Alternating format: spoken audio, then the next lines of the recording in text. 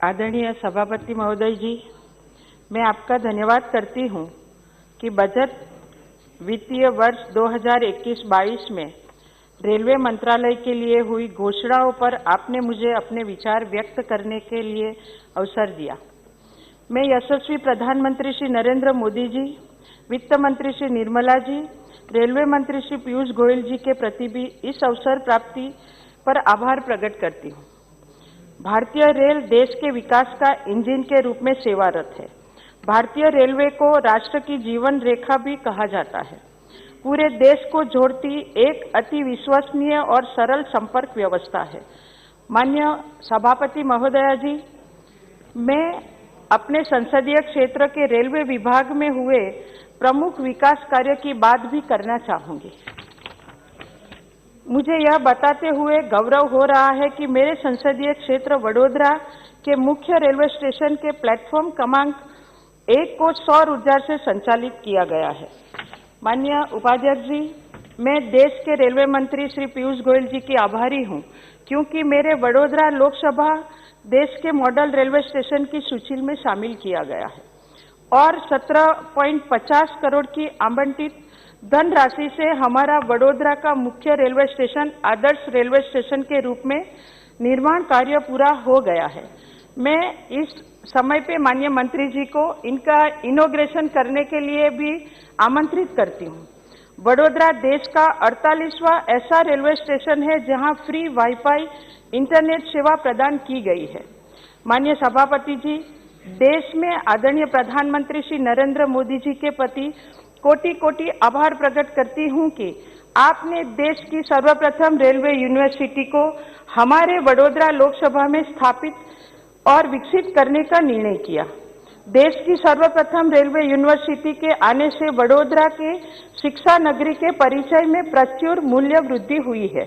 सभापति जी, देश भर के नवनियुक्त रेलवे अधिकारी को अपने परिवीक्षा काल में प्रशिक्षण तालीम हेतु वडोदरा के national academy of Indian railway आना और रहना आवश्यक हो जाता है।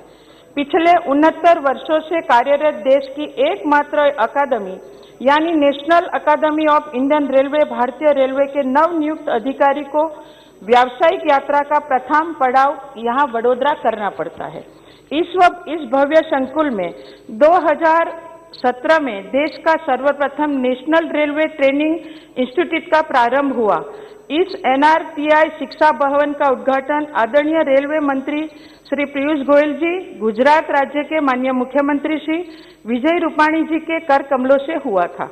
इस NRTI में देश भर से आए विद्यार्थी वडोदरा की अति प्रतिष्ठित महाराजा सयाजीराव विश्वविद्यालय के साथ संयुक्त रूप से BBA इन ट्रांसपोर्ट मैनेजमेंट और BTech इन ट्रांसपोर्ट टेक्नोलॉजी की शिक्षा ग्रहण कर रहे हैं और देश के लिए भविष्य के ट्रांसपोर्ट प्रोफेशनल निर्माण हो रहे हैं।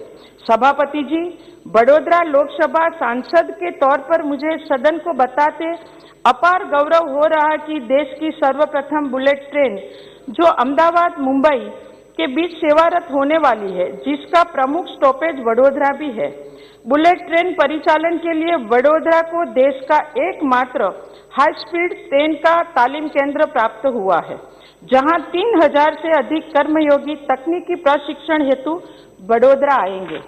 सभापति जी, वडोदरा की भव्य भूमि हमारे जनप्रिय प्रधानमंत्री श्री नरेंद्र मोदी जी की कर्मभूमि है। लगभग 1 दशक से भी अधिक समय के बाद वडोदरा के दूसरे राज्य के लिए एक नई ट्रेन महामना ट्रेन दी गई।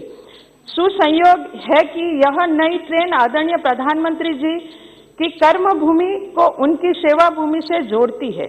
वडोदरा से आदरणीय प्रधानमंत्री श्री के सेवा क्षेत्र वाराणसी के जोड़ती देश की दूसरी महामना ट्रेन वडोदरा से सेवारत है। इस ट्रेन का लोकार्पण वाराणसी से आदरणीय प्रधानमंत्री के वरद हस्ते हुआ और आदरणीय रेलवे मंत्री श्री पीयूष गोयल जी और गुजरात के आदरणीय उप मुख्यमंत्री श्री नितिन भाई पटेल की गरिमामय उपस्थिति में ये हुआ था। सभापति जी, 9 वर्ष के बाद वडोदरा के अहमदाबाद तक की दैनिक संकल्प ट्रेन वडोदरा को प्राप्त हुई।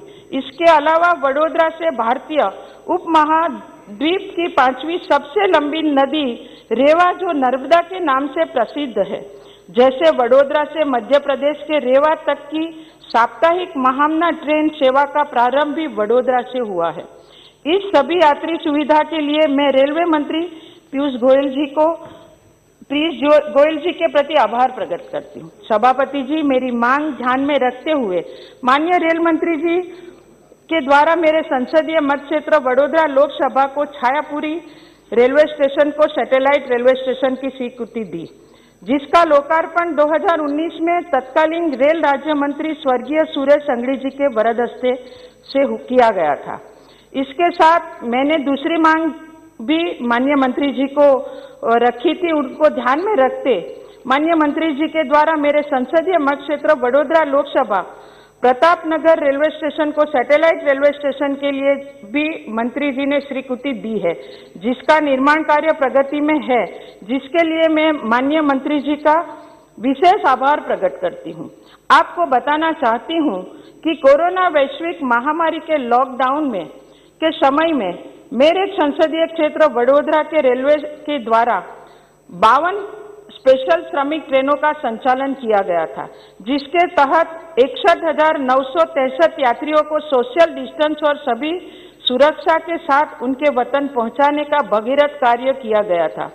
पूरे गुजरात के लिए 562 श्रमिक ट्रेनों का संचालन केंद्र सरकार की ओर से किया गया। करीब 8,08,000 से भी ज्यादा श्रमिक अपने राज्य में अपने गांव पहुंचाने का काम हमारी गुजरात सरकार ने भी किया है। भोजन की, पानी की और सभी व्यवस्था हमारी गुजरात सरकार ने की है। मैं प्रधानमंत्री जी और संपूर्ण रेलवे विभाग और रेलवे के अधिकारी का मेरे संसदीय मत क्षेत्र वडोदरा की जनता की ओर से हृदयपूर्वक आभार प्रकट करती हूँ। सभापति जी, 1 ही मिनट में, अभी हाल ही में मेरे आदरणीय प्रधानमंत्री नरेंद्र मोदी जी के द्वारा केवड़िया रेलवे स्टेशन का लोकार्पण किया गया, जो देश के अनेक राज्यों और अनेक देश के पर्यटकों का मुलाकात हेतु आकर्षित कर रहे स्टैच्यू ऑफ यूनिटी के पर्यटकों की सुविधा में बढ़ोतरी कर रहा है।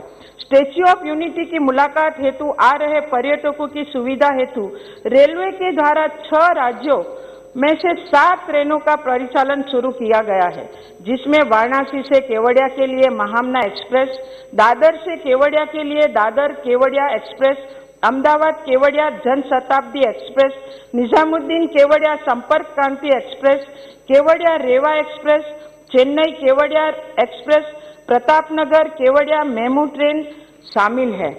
आदरणीय सभापति जी, तो इन विकास कार्यों के केंद्र में रखते हुए आम बजट जन आकांक्षाओं परिपूर्ण करने वाला सर्व जनहितैषी और सर्व समावेशी बजट है। अर्थव्यवस्था को नई गति प्रदान करने वाले संतुलित, प्रगतिशील और पारदर्शी बजट देने के लिए मैं आदरणीय प्रधानमंत्री श्री नरेंद्र मोदी जी, वित्त मंत्री श्री निर्मला सीतारमण जी और केंद्र की वर्तमान सरकार को कोटि कोटि अभिनंदन देती हूं और इस आम बजट पर रेल बजट 2021 को मैं पूर्ण रूप से समर्थन करती हूं। धन्यवाद।